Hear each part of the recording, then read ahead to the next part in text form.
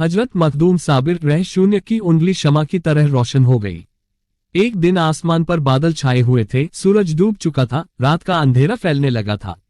कुछ पढ़ा लिखा नहीं जा सकता था। कुतुब साहब ने फरमाया, इस वक्त मौका नहीं है, अब आप आराम करें, सुबह को मुहर व दस्तखत का काम कर दिया जाएगा। हजरत मखदूम साबिर पाक ने उसी वक्त मुहर व दस्तखत के लिए जोर दिया। अब चिराग मंगवाया गया। हवा तेज चल रही थी, हवा का झोंका आया, चिराग बुझ गया। हजरत साबिर पाक ने अपनी उंगली पर कुछ पढ़कर दम किया। वह शमा की तरह रोशन हो गई और फरमाया कि अब भी चिराग बुझ जाएगा।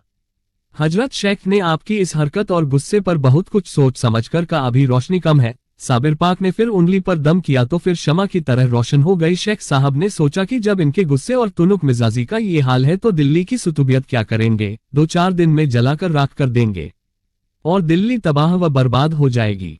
साबिर पाक से फरमाया कि भाई, तुम बड़े जलाली तबीयत के आदमी हो और दिल्ली वाले तुम्हारे गुस्से व जलाल की ताब न ला सकेंगे। तुम तो मामूली सी बात पर ही उसे जलाकर राख कर दोगे, इसलिए मैं ये समझता हूं कि तुमको दिल्ली में न रखा जाए। ये कहकर कुतुबियत की सनद को फाड़ डाला। हजरत साबिर पाक रह शून्य जो जलाल के आलम में थे, भला इस हरकत को कैसे सहन करते। आप गुस्से में लाल हो गए और जलाल में आकर फरमाया, तुमने मेरी सनद फाड़ दी, मैंने भी तुम्हारी कुतुबियत का सिलसिला काट दिया। यहाँ ये हो रहा था और उधर बाबा फरीद साहब अपनी मजलिस में इरशाद फरमा रहे थे कि आज दीन के 2 बड़े पहलवानों में लड़ाई हो रही है, खुदा खैर करे। इस वाक्य के कुछ दिनों बाद हजरत मखदूम साबिर पाक रह शून्य हजरत बाबा फरीद के पास हाजिर हुए। हांसी का वाकया बताया। हजरत बाबा फरीद रह शून्य ने सुनकर फरमाया, जमाल के फाड़े हुए को मैं नहीं ठीक कर सकता, गम ना करो, मैं उससे बेहतर तुम्हें हुक्मनामा लिख दूंगा।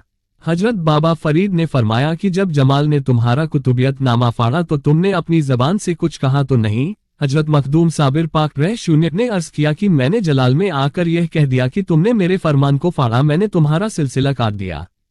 हजरत बाबा फरीद ने फरमाया, अव्वल से या आखिर से? साबिर पाक ने फरमाया, अव्वल से। हजरत बाबा फरीद ने फरमाया कि दीन के पहलवानों का वार कभी खाली नहीं जाता। यह अच्छा हुआ कि तुमने अव्वल से कहा, कम से कम आखिर तो बचा रहा। तुम्हारे सिलसिले में एक कुतुब पैदा होगा, वह तुम्हारा मुरीद हुआ करेगा, उसकी ही बरकत से कुतुब हासवी का सिलसिला बाकी रहेगा। हजरत शेख जमालुद्दीन कुतुब हासवी के बड़े बेटे अल्लाह की इबादत में मशगूल होकर बाप ही के सामने इस दुनिया से चले गए। हजरत कुतुब साहब के पर्दा करने के बाद उनके छोटे बेटे हजरत बुरहानुद्दीन ने हजरत बाबा साहब से ज़ाहिरी व बातिनी इल्म हासिल की, लेकिन दौलते पिदरी और मर्तबा खिलाफत व इजाजत बैत से महरूम रहे। मगर हजरत नूरुद्दीन छोटे बेटे हजरत जमालुद्दीन कबीरुल औलिया पानीपत के मुरीद होकर दर्जा कमाल को पहुंचे। इस वाकया से यह मालूम हुआ कि जब हजरत बाबा को दिया हुआ खिलाफत नामा हजरत हासवी रहीम शून्य ने फाड़ा तो हजरत मखदूम साबिर पाक रह शून्य ने हांसी से वापस अजोधन पाक पट्टन तशरीफ लाकर हालात बताया तो हजरत बाया ने दोबारा खिलाफत नामा लिखकर दिया और कलिये की सरजमीन आपको बख्शकर यहीं जाने का हुक्म दिया। हजरत मखदूम साबिर पाक रह शून्य के वालिद साहब की वफात। जज हजरत अलाउद्दीन अली अहमद रहमतुल्लाहि अलैहि की उम्र 6 साल की हुई तो आपके वालिद माजिद का साया सर से उठ गया। आपको सख्त सदमा हुआ। आप 1 साल तक खामोश रहे। गलिद माजिद के इंतकाल के बाद आपकी वालिदा की जिंदगी निहायत गुरयत में बसर होने लगी, मगर वह अपनी गुरयत का इल्हार किसी से नहीं फरमाती थी। 4-5 दिन बाद जब कुछ खाने को मिल जाता तो खा लेती थी। हजरत अलाउद्दीन अली अहमद रहमतुल्लाहि अलैहि दिन में एक बार थोड़ा सा पानी पी लेते थे और अगर सूखी रोटी मिल जाती तो सूखी रोटी के टुकड़े खा लेते। आप ज्यादातर खामोश रहते।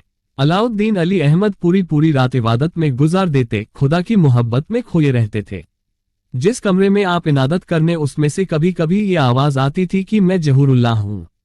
आपकी वालिदा का आपको लेकर पाक पट्टन पहुंचना। आपकी वालिदा ने हजरत अबुल कासिम गुरगामी रहमतुल्लाहि अलैहि से कहा कि मैं अपने बेटे हजरत अलाउद्दीन अली अहमद को अपने भाई हजरत बाबा फरीदगंज शकर के पास भेज दूं। हजरत अबुल कासिम गुरगामी इस बात पर बहुत खुश हुए और कहा कि अलाउद्दीन अली अहमद को अपने भाई बाबा फरीद के पास ले जाओ, वहां उनकी अच्छी तरह परवरिश और तालीम भी हो जाएगी और बातिनी इल्म भी मिल जाएगा। सब मिलने वालों ने भी यही मशवरा दिया। हजरत अबुल कासिम गुरगामी और आपकी वालिदा अलाउद्दीन अली अहमद को लेकर सन 1209 यानी 601 हिजरी बुधवार शाम के वक्त बाबा फरीद के पास पाक पट्टन पहुंचे।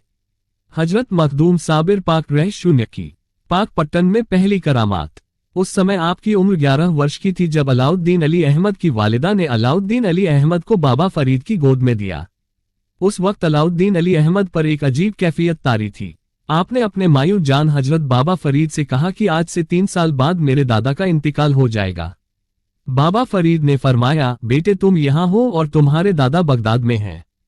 तुम्हें कैसे पता चला कि उनका 3 साल के बाद इंतकाल हो जाएगा?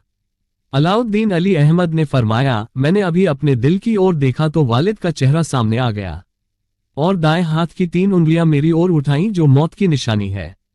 ये सुनकर बाबा फरीद ने आपको सीने से लगा लिया और लगाना ही था कि बाबा फरीद को अजीब कैफियत होने लगी और आप जबा की हालत में बार बार कहते, मरहबा फर्जंद अली अहमद बतनुल वली बतनुल वली बतनुल वली, तुम बचपन से ही वली हो। ऐसा हुआ 3 साल के बाद कि आपके दादा हजरत अब्दुल वहाब सफेदुद्दीन का बगदाद शरीफ में इंतकाल हो गया। आपका बाबा फरीद रह शून्य से बैत होना। आपकी वालिदा ने अपने भाई बाबा फरीद से कहा कि आप इस बच्चे को अपनी गुलामी में ले लो। इस पर बाबा फरीद ने कहा कि बहन, मैं तुम्हारा बहुत एहसानमंद हूं जो तुम अपने बच्चे को मेरे पास छोड़ रही हो। ये बच्चा औलिया अल्लाह के जुमरे में यकता और बेमिसाल होगा। ये बच्चा बादशाह दो जहां है। इस बच्चे को मैं 3 साल के बाद मुरीद करूंगा। इन 3 साल में ये बच्चा बातिनी इल्म भी सीख लेगा, वह भी जरूरी है। हजरत अबुल कासिम गुरगामी और हजरत अलाउद्दीन अली अहमद की वालिदा 3 साल तक हजरत बाबा फरीद के यहाँ कयाम किया। इसके बाद हिरात चली गई। 3 साल बाद बाबा फरीद ने अलाउद्दीन अली अहमद को मुरीद किया। आपको हजरत बाबा फरीद ने इस वक्त जो मुरीद किया वह खानदान पाक हनफिया में मुरीद किया था। अगर आपको हमारी वीडियो अच्छी लगी तो हमारे चैनल सच के रास्ते को लाइक करें और सब्सक्राइब करें।